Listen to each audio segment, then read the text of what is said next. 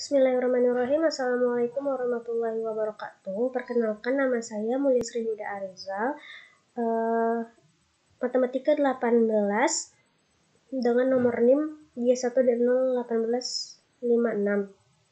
Nah, jadi kali ini saya akan mempresentasikan atau membahas tentang tugas 3 statistika finansial saya, yaitu tentang uji ketepatan hasil peramalan data indeks harga saham untuk saham Bank BCA menggunakan model ARIMA. Jadi di pembahasan kali ini itu terbagi menjadi 3 pokok penting, yaitu tugas, apa sih yang ditugaskan pada tugas 3 statistika finansial ini, kemudian bagaimana penyelesaian dari tugas yang diberikan dengan menggunakan bantuan Minitab 19, kemudian kesimpulan dari permasalahan yang ada dari tugas yang diberikan. Oke, yang pertama tugas atau perintah yang harus diselesaikan, yaitu tugasnya adalah mencari data finansial atau contohnya data indeks harga saham sebanyak 100 data dan gunakan 90 data awal untuk menentukan model ARIMA, yang kemudian lakukanlah peramalan 10 data berikutnya dan tentukan ketepatan peramalan dengan membandingkan 10 data aktual terakhirnya berdasarkan nilai MAPE. Dari tugas ini kita diminta untuk menentukan model ARIMA data finansial indeks harga saham Bank BCA. Nah, untuk mempermudah itu kita gunakan bantuan dari Minitab 19. Dari plot awal ini yang sebelah kiri, yaitu plot time series atau time series plot, dapat kita ketahui bahwa data dari permasalahan data awal yang kita miliki ini belum stasioner, baik pada rata-rata maupun varian, sehingga data perlu untuk distasionerkan terlebih dahulu dengan melakukan transformasi atau melakukan transformasi dan juga differencing. Nah, untuk memperjelas kita melihat apakah data ini memang belum stasioner, maka kita juga dapat melakukan trend analysis plot yang hasilnya atau outputnya dapat diperoleh seperti gambar yang ada sebelah kanan ini, di mana yang biru-biru ini adalah data aktualnya dan yang garis merah ini adalah fits-nya. Di sini teman-teman bisa lihat juga untuk model dari data awal kita adalah YT sama dengan 22,233 plus 0,02442 dikali T dengan nilai MAPE-nya 2,93089. Nah, dari trend analisis ini juga sama, ternyata diketahui bahwa data kita itu memang belum stasioner, baik pada rata-rata maupun varian, sehingga kita harus menstasionerkannya dengan cara melakukan transformasi. Oke, kemudian kita lanjut untuk menyelesaikan permasalahan tersebut. Nah, kandungan apa sih yang akan kita bahas dalam bab penyelesaian ini? Yang pertama adalah identifikasi model, yang kedua estimasi parameter, kemudian yang ketiga pengujian parameter, dan yang keempat pemilihan model terbaik. Nah, jadi ini langkah-langkah penyelesaiannya ya. Yang pertama kita identifikasi modelnya dulu, kemudian kita estimasi parameternya, kemudian kita uji parameternya, dan kemudian kita tentukan model terbaik yang nantinya akan menjadi acuan kita dalam mengambil kesimpulan atau dalam mengambil kesimpulan. Yang pertama, identifikasi model. Jadi model terbaik yang ada diperoleh melalui 2 kali transformasi dan 2 kali differencing. Ini sebenarnya opsional, maksudnya tergantung dari data yang teman-teman punya, tetapi di sini ya model yang diperoleh pada permasalahan yang saya angkat kali ini, yaitu dia stasioner setelah dilakukan 2 kali transformasi dan 2 kali differencing. Nah, pada transformasi pertama Kan di data sebelumnya kita ketahui bahwa data itu belum stasioner baik pada rata-rata maupun pada varians. Kemudian dilakukanlah transformasi pertama sebelum kita lakukan differencing. Nah, di mana dari kita lakukannya transformasi pertama itu dengan menggunakan Minitab 19 kita peroleh Box-Cox plot dari data yang kita miliki, di mana diketahui bahwa nilai untuk rounded value-nya masih sebesar 5. Hal ini kan jadinya menandakan bahwa setelah dilakukan transformasi pertama, data belum juga stasioner terhadap varians, di mana data itu dikatakan stasioner jika rounded value-nya sudah 1. Kemudian kita lakukan time series lagi untuk membuktikan pernyataan bahwa data kita itu belum stasioner terhadap varians. Nah, setelah dilakukan time series, terlihatlah bahwa data kita memang belum stasioner. Kemudian jika ingin lebih membuktikannya, maka dapat kita lakukan lagi trend analysis. Diperoleh juga model dan nilai MAP-nya. Kemudian kita dapat lihat bahwa grafiknya menggambarkan data kita memang belum stasioner terhadap varians.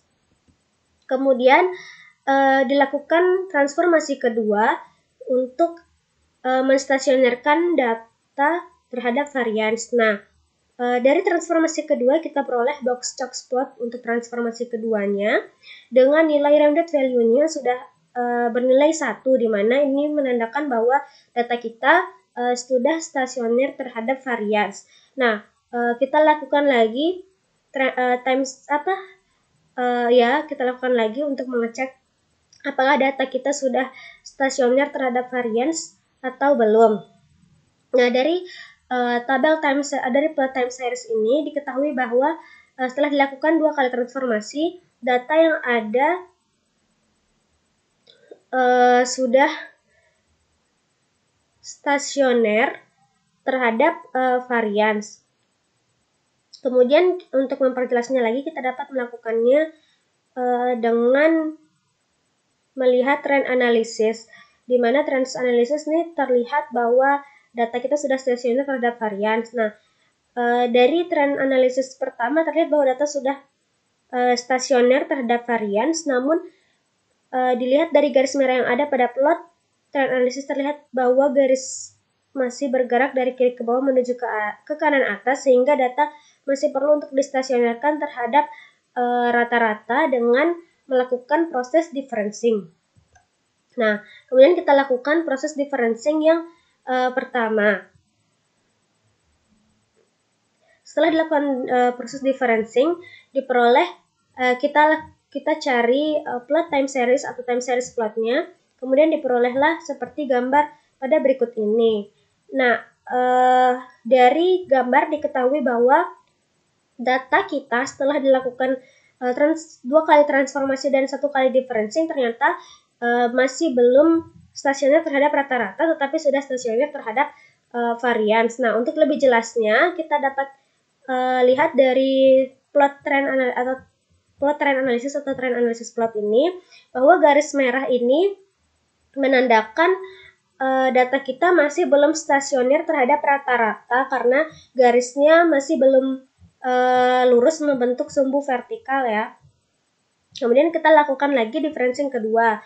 Nah, di differencing kedua ini dapat dilihat time series tidak terjadi terlalu banyak lonjakan atau penurunan dan penaikan yang terlalu signifikan. Nah, dari trend analysis dapat kita lihat bahwa ternyata data kita sudah stasioner terhadap rata-rata maupun varians setelah dilakukannya proses differencing sebanyak 2 kali.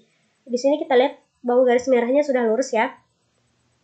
Nah, diketahui bahwa data atau model yang ada stasioner pada rata-rata dan varians setelah terakhir dilakukan proses differencing sebanyak 2 kali. Hal ini berarti model ARIMA yang nantinya dihasilkan akan mengandung nilai differencing pada leg kedua atau orde 2. Kemudian estimasi parameter dapat dilakukan dengan mengidentifikasi plot autocorrelation function atau ACF dan mengidentifikasi plot partial autocorrelation function atau PACF. Nah, dari plot ACF dapat kita lihat bahwa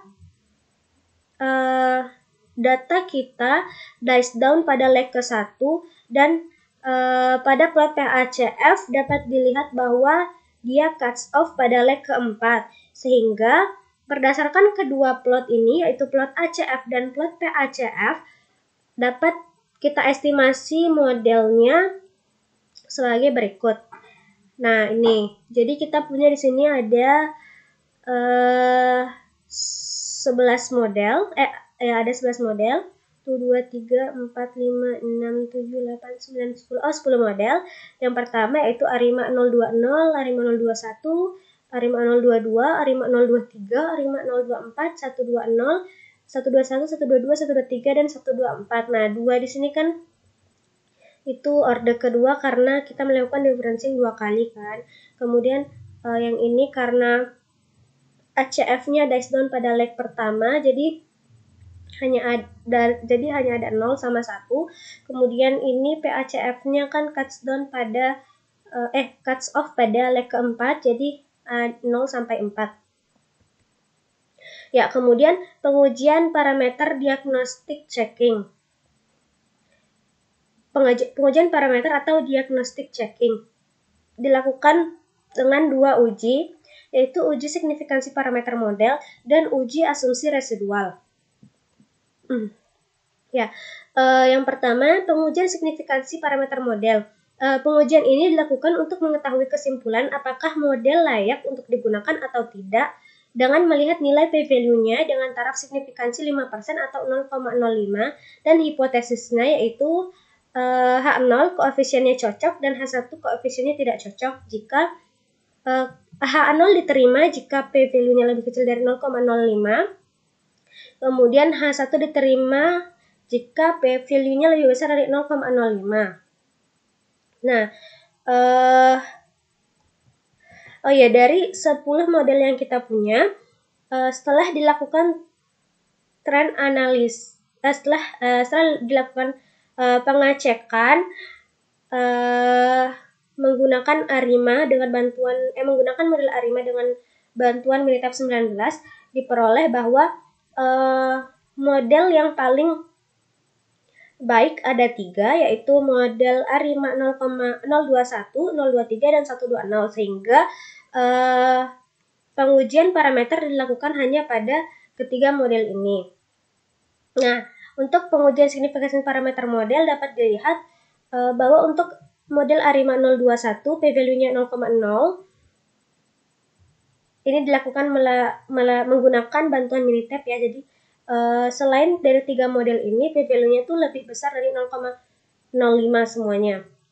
Sedangkan untuk ARIMA 0,023 itu untuk MA1-nya 0,0, MA2-nya 0,012, 0,012, kemudian MA3-nya 0,035. Maaf, di sini ada tipe, harusnya 0,05 bukan 0,005. Jadi yang lebih besar dari 0,05 ini dia tidak cocok, maka kita pakai yang 3 model ini aja ya, seperti yang tadi sudah saya bilang. Kemudian ARIMA 120 untuk AR1-nya 0,000.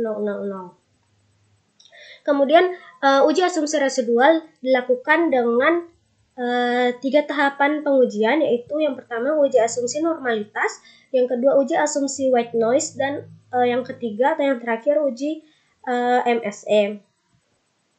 Nah, yang pertama pengujian asumsi normalitas.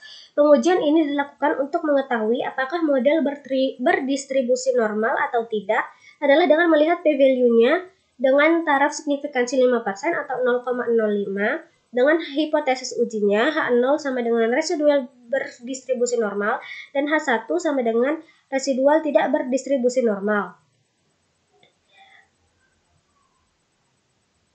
Maaf, ini tertukar. Jadi kalau misalkan p-value-nya lebih besar dari 0,05 itu dia berdistribusi normal, sedangkan kalau p-value-nya lebih kecil dari 0,05 itu dia tidak berdistribusi normal.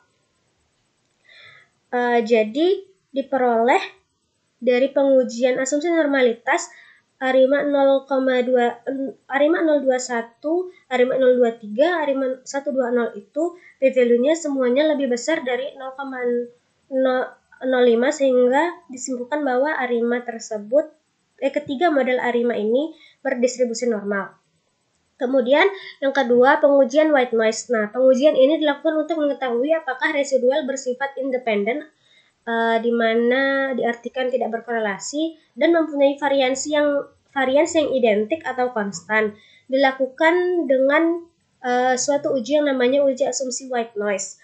Nah, uji white noise ini dapat dilakukan dengan melihat p-value-nya dari modified box pairs atau Ljung box yang dapat kita lihat dari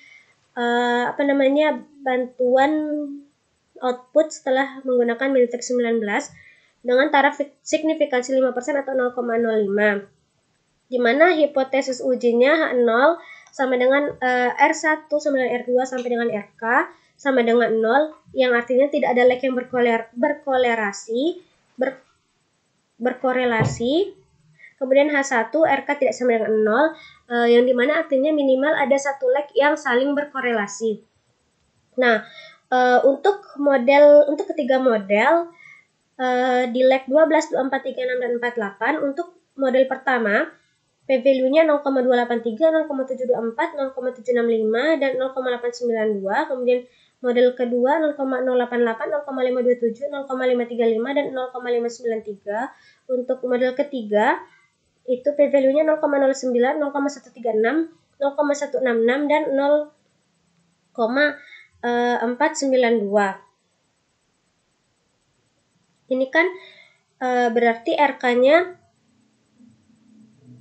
tidak ada yang sama-sama bernilai 0. Artinya H0 diterima, sehingga berarti pada ketiga model tersebut tidak terdapat korelasi antar lag. Sama semua. Kemudian yang terakhir, uji MSE. Dalam uji ini, model yang dikatakan baik adalah model yang memiliki nilai MSE terkecil. Nah, setelah dilakukannya pengujian, diperolehlah model Arima 021 itu nilai MSE-nya 0,1365. Kemudian Arima model 023 itu nilai MSE-nya 0,133898. Kemudian Arima 120 itu nilai MSE-nya 0,236712, di mana berarti nilai MSE terkecil adalah dari model 023. Sehingga berdasarkan semua pengujian yang telah dilakukan, disimpulkanlah bahwa untuk model Arima 021, maaf di sini ada typo, harusnya pada uji asumsi normalitas semuanya normal.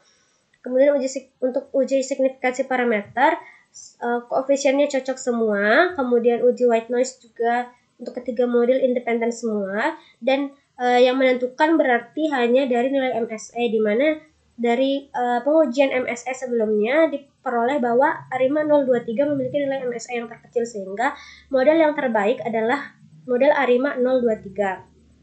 Nah, berdasarkan tabel sebelumnya, dari hasil 4 pengujian yang telah dilakukan, maka diketahui bahwa model yang terbaik adalah model Arima 023, di mana model Arima 023 itu hasil forecasting atau peramalan untuk 10 data terakhirnya adalah sebagai berikut. Nah, kemudian kesimpulan dari data asli yang diperoleh pada website resmi yang kita kunjungi untuk mencari data 100 data awal, itu datanya tuh seperti berikut. Nah, kemudian berdasarkan rumus MAPE diperoleh nilai MAPE-nya adalah 0,55562 atau 5,55625%, di mana ini berarti model dari Arima 023 itu cukup baik dan cukup mendekati data aktualnya. Sekian dari saya. Terima kasih. Assalamualaikum warahmatullahi wabarakatuh.